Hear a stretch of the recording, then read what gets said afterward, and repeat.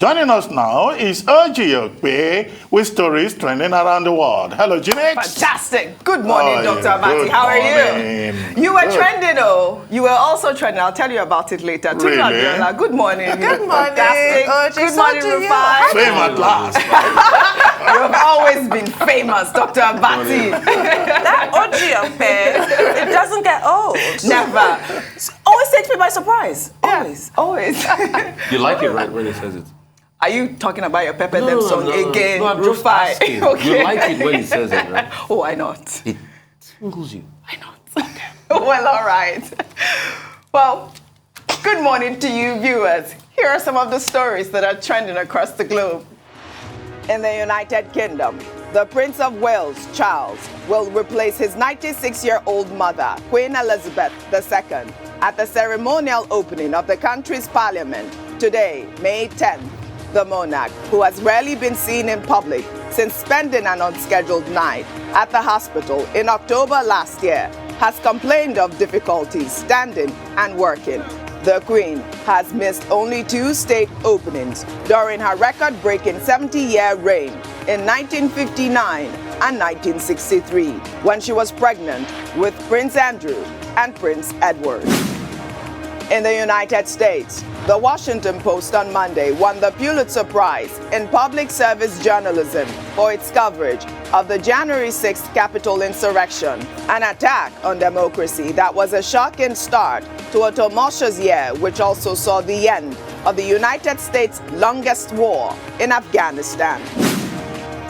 In Russia, President Vladimir Putin marked his country's biggest patriotic holiday without a major new battlefield success in Ukraine to boast of as the war rages through its 11th week. The Russian leader oversaw a Victory Day parade on Moscow's Red Square, watching as troops marched in formation and military hardware rolled past in a celebration of the Soviet Union's role in the 1945 defeat of Nazi Germany. Under sports, World Football ruling body FIFA on Monday ordered the Nigeria Football Federation to pay former Super Eagles head coach Gennett Rohr a sum of $380,000 as compensation for terminating his contract early. Rohr was sacked last December by the NFF a few weeks to the start of the 2021 Africa Cup of Nations in Cameroon. Finally, under entertainment, the iconic portrait of Marilyn Monroe by artist Andy Warhol, shot Sage Blue Marilyn on Monday, sold for a record $195 million at auction house Christie's in New York, making it the most expensive artwork by an American artist from the 20th century ever sold at auction. The 1964 silk-screen image of America's most iconic actress in the 1950s is from a series of 5 portraits and was sold to an unnamed buyer.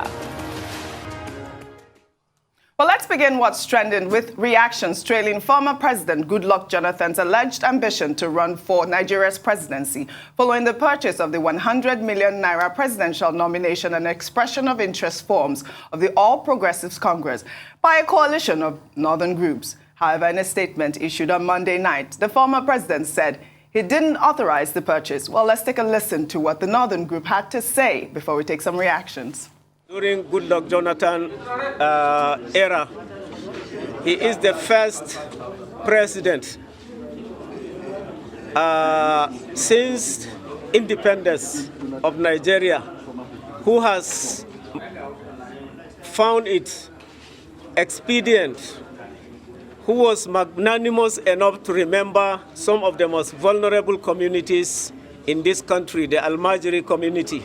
We are ready not only to purchase this home for President Goodluck Jonathan, but I want to assure you that our communities, the nomadic pastoralists, has the voting power of about 9 million votes, plus the Almajiri, who also can produce about 5 million, about 14 million. All we are asking other Nigerians is to give us at least 2 million, and we are home and dry. All right. Fantastic. Sorry, let's just take some reactions. This is from Ayemo Juba, who wrote, Northern Coalition Fulani Group have no issues sacrifices 100 million naira for Goodluck Jonathan's nomination form if that will give them the fastest route to get power back in the next 4 years. While Poja wrote, if you believe some coalition somewhere, some Fulani group or farmers can collect a form of 100 million naira without even consulting the camp of the supposed aspirant, then we have a bigger problem on our hands. That people will just wake up and say, let's get 100 million naira form. Oh, nice one. Finally, Odu Leke wrote, is there even a requirement for who can buy the APC presidential form? A Fulani group buy form for Oga Jonah. Oga Jonah reject them. APC sold form for someone who is not a card-carrying member of the party. Or has Oga Jonah dropped his umbrella for the broom? The story is not clear. The story is not clear, Dr. Bati. I know you guys have discussed this at length during the news headlines. But the major issue is the fact that how is it possible that people just continue to go and buy forms without consultation? Tundu Abiola, you raised that topic again yesterday. I think this whole practice is absurd and needs to stop. Well, I had expressed the view earlier that it will be very difficult to stop people, from pursuing their own narrow imagination. Freedom of assembly, freedom of choice, freedom of association, all guaranteed under the Constitution of Nigeria. So you, Rufai, and Tudu may just decide to put 100 million together now and buy a form and say, Reuben Abati for president. You will not. You will not have committed. I will contribute money for. No, you will not have committed an offense. Okay, you will just be making a choice. Yeah. But the onus will now be on me to now say whether I want to collect that gift, and whether I'm interested or not. And that's why we keep saying, beyond saying there should be a law barring people from buying forms on behalf of people, that whoever wants to be president of Nigeria, we want to be sure that that person is not being pushed. That whoever wants to be president of Nigeria is interested. Yes. We don't want to hear that, exactly. Oh, my people pushed me. Some people bought forms on my behalf. That would be cowardly. Okay? I mean, look at proof So, in this particular case, twice now, President Jonathan has come forward to say, no, this is not my deed. I'm not interested in it. And I say, look, given his status as former president, as a member of the Council of State, as a statesman, we do not expect that he will issue statement. I think the statement yesterday was even issued twice. And then he will turn around, and say, well, I'm eating my words, I'm running. I don't think that's likely to happen. In any case, the people on whose behalf forms have been bought, additional and all the others, it's not enough to just buy the form. That in itself is not an automatic indication that you have to fill the form. Right. There are consequential steps to be taken. And you have to submit the form. And the party will still screen, as we saw in the case of the People's Democratic Party. So I think President Jonathan has more or less settled the matter. Yes. But the bigger concern, as I continue to point out, is the fact that, yes, all of a sudden, nomadic pastoralists, they call themselves, and the Amajiris, people who claim they sold their cows, now want President Jonathan. The same man they didn't want in 2015. And now they say they have sold cows, they have bought forms on his behalf and all of that. The cynical response, the skeptical response by Nigerians is that they know that even if President Jonathan were to run, hypothetically, he cannot do more than 4 years in office. So you have that ethnic controversy coming in that, these northerners, they just want a southerner who can just do 4 years. But I think the matter has been laid to rest. Yes. The other issue has to do with whether he constitutionally qualified. That argument between him and between Femi Falana and Michael Zekome SAN with regard to the fourth alteration, number 6 of the 1999 Constitution, relating to Section 137, Subsection 3 of the 1999 Constitution. But I think the more robust argument came from Zekome, who said that by the time the president gave his assent to that alteration, a law, it's strike law, that, a piece of legislation cannot have retroactive effect. So that does not apply. But so on those two counts relating to his alleged, rumored, proposed, aspiration, all those matters, I think, have been settled, except something happens before the end of today. Before the end of today, we're all waiting. So what I'm just curious about is, yes, he could run, it's within his right and all of that. But if he wants to run, it is best he comes out to say it. And like I said the last time, everybody that first said, I am not running, all of a sudden, we found them in the race. And that's a play on the intelligence of Nigerians. Please, politicians, stop calling us fools. We are no fools in this country. Whoever is playing this picturing game or, throwing the corn in a teddy picker machine should remember that in the end, whoever emerges from both political parties will still have to come face Nigerians, except they have votes somewhere like some people claim. And I think that is total balderdash, to say you just need 2 million votes more, 14 million votes. If it's that easy, then why didn't President Muhammadu Buhari become president with his stock 12 million votes? Right. I hate when people make that argument, because that's part of the argument that puts this, country in a very terrible place when some people think they have autonomy and all of that. Daily Trust newspaper made a very good work of this and investigated and pinpointed that transaction to a certain governor, a serving governor. Because we should also ask questions. I know there's, financial secrecy laws and things like that. But somebody made that transaction. And obviously it was not those group of, what is it called that they employed? No, that's not a group. That's job for the boys. They just organize them. I mean, no group like that. I read somewhere that they actually even debunked the story. So it's that job group that they added. No, so Miyetti Allah debunked the story by saying that we didn't sell our cars, we're not part of this. Yeah. This one was just job for the boys. They called a couple of people together. It just shows that our politics have become a circus. It's like Lafayette performing magic. That's what it has become. And it's sad. Anybody that wants to run, come out there and run. Most importantly, what are you going to do for Nigerian people? That is what we should be looking at, because the country is on its knees. We are paying more subsidies we can't account for. Right. There are a lot of problems on ground.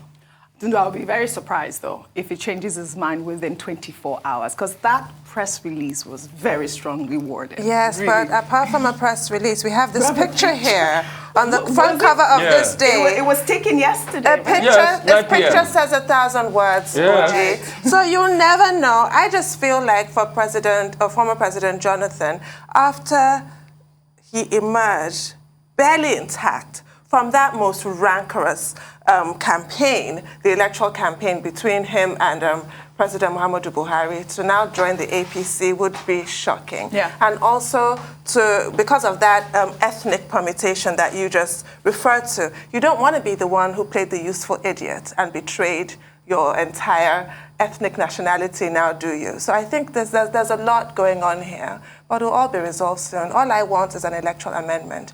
We must abolish this practice of buying forms for other people. Very well said, Tundu Abiola. We shall take another story. The families of victims of the Abuja-Kaduna train attack who are still in captivity staged a peaceful protest in Kaduna on Monday. Their protest is coming about 42 days after terrorists attacked the train, killed 9 passengers and abducted 70 others. The families are calling for the train service not to resume until all the kidnapped passengers are safely rescued. Children are cried every day, with the only question in their mouths being whether my mommy and daddy coming back. What a miserable state. Since this unfortunate attack on the Abuja-Kaduna bound train, we believe the government and Commander-in-Chief of the Armed Forces of the Federal Republic of Nigeria, alongside the security and intelligence chiefs, have been working to rescue our loved ones. We have been given assurances that a positive outcome of these efforts will be apparent soon. We must, however, register our displeasure with the way and manner the Minister of Transportation, Mr. Rotimi Chibuki-Amici, has been handling the tragic event since it occurred. If they decide to start the Abuja-Kaduna train services, they should be ready to crush the relatives of those 62 people abducted in captivity, because we are going to sit on the tracks and let the train crush us. They should be ready for that. That's the message we are sending to NRC and the Minister of Transport.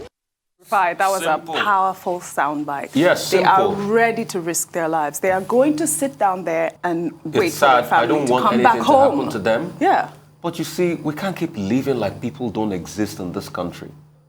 People have been kidnapped for so many days, over 30 days. Government hasn't done anything about it because I have not seen results. No. Action for me is results. If they're released, then you want to start the rail service and act like they don't exist? What kind of country are we building? When are we even going to have human empathy? Because it didn't happen to them? Because somebody in the elite class had paid 100 million and secured his freedom so everybody can move on? Is it a crime to be a Nigerian? What are we even talking about? So I support anything they are going to do. And somebody should come out and listen to them. They are Nigerians. The only crime they have committed is that they are Nigerians and they try enjoying the dividends of democracy in their own country. This is the same train line that the government will brag about every time as what it has done for the people. But now the train lines are not safe. I know how this government brags about the Abuja-Kaduna rail as something that, oh, it's a dividend of democracy. We did this, we did that, we're empowering people. Now the people can enjoy the dividends of democracy and you want to move on like nothing happened and start the real life. Please have conscience. And shame on anybody. Shame, I repeat, shame for the optiter, shame ad infinitum for anybody that resumes that rail service without ensuring that the families of those kidnapped are released. Well said. We can't live with a heartless country. Well said, Rufai. Tundu. I don't even understand how this is happening. There's a newborn baby. There is. With those she's been captured. You have children, you have toddlers. And it's also very important that this protest with the families, there were children there. Yes. So these are parents, these are children that are devastated, traumatized by the fact that this has happened to their parents and nobody cares. The bandits had been saying repeatedly that what they want, the federal government knows. That was quite cryptic. They came out with it. They wanted a prisoner exchange. And I've cited examples of even the country that gave us don't negotiate with terrorists, that off-the-cuff comment by Richard Nixon. They have negotiated with terrorists. They have had prisoner exchanges. President Obama took all kinds of heat for it. But he did that for the life of one American, that Bo Bergdahl. And you have these people, scores of them, including children, and nobody has done anything. Every time it has rained recently and there's this downpour, I always think about them, that those people are in the forest in this kind of weather. What kind of shelter do they have? What kind of clothing do they have? I was talking to someone the other day and she was talking about how she has diabetes and she needs to have this insulin patch. And I was thinking, what about the captives? If any of them has diabetes, have they run out of their medication? I mean, this is a nightmare. And they think they're going to just go on business as usual. No, it's unacceptable. It is disgusting. It's unacceptable. And even apart from that, even if you're completely heartless and you don't care about other people, at least care about the fact that the bandits said, when they launched this attack, they did say that this is just the beginning, they're going to do more. When you start that train line again, even if you stop the service at 6 o'clock or whatever nonsense that we're being told is not going to happen at night, an attack can be launched at any time. We just talked about the Zamfara attack, didn't we? That was 2 p.m. in broad daylight. So you're even trying to put the lives of even more people at risk. Right. How does that make sense to anybody? Really? Well, for more than 42 days, to be specific, more than 160 persons have remained in the custody of these terrorists who abducted them on March 28, right? Now, this is the second time the families of the abducted persons will be protesting.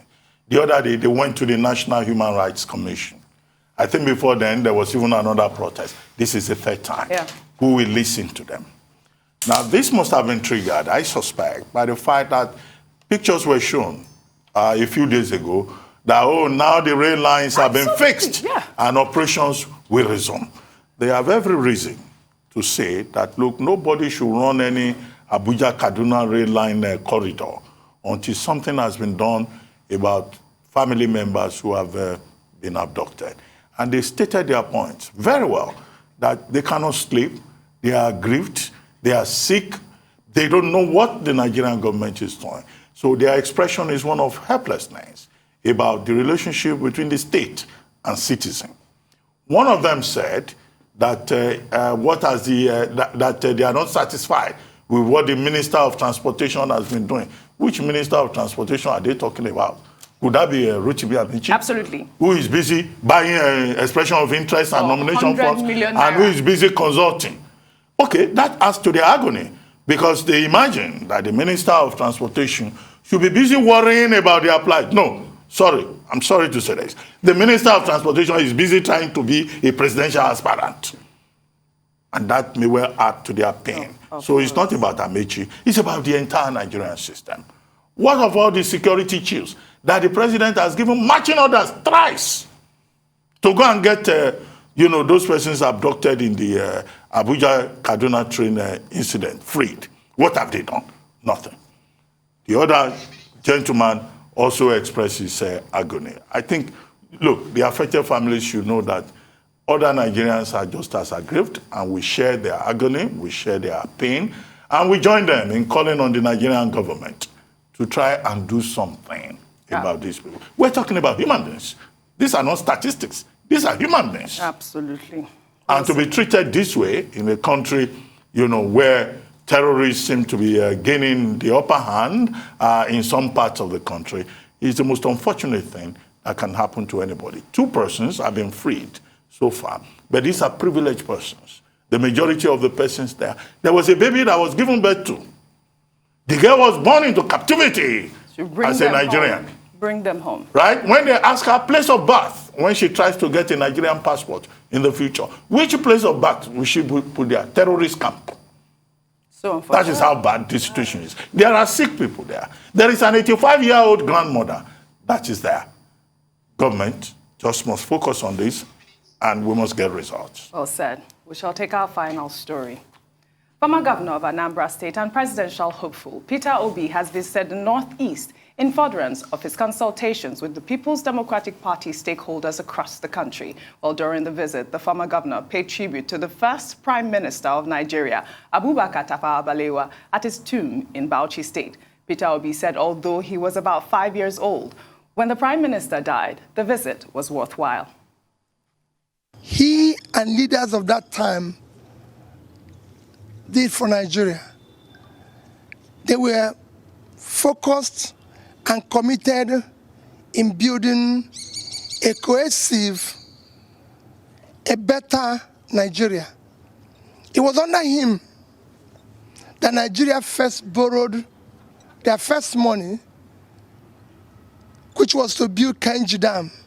If you read the letter he wrote to the then World Bank president, he said, I borrowed this money in order to build and construct this facility, Kainji, which is still standing today, to generate 750 megawatts for my people and unleash the economic boom of Nigeria. That was an excellent tribute. Tafawa Balewa was a great Prime Minister. Well, unfortunately, we don't have much time to chat. Thank you all for your beautiful analysis. Well, that's all I have for you on What's Trending today. I'll see you tomorrow.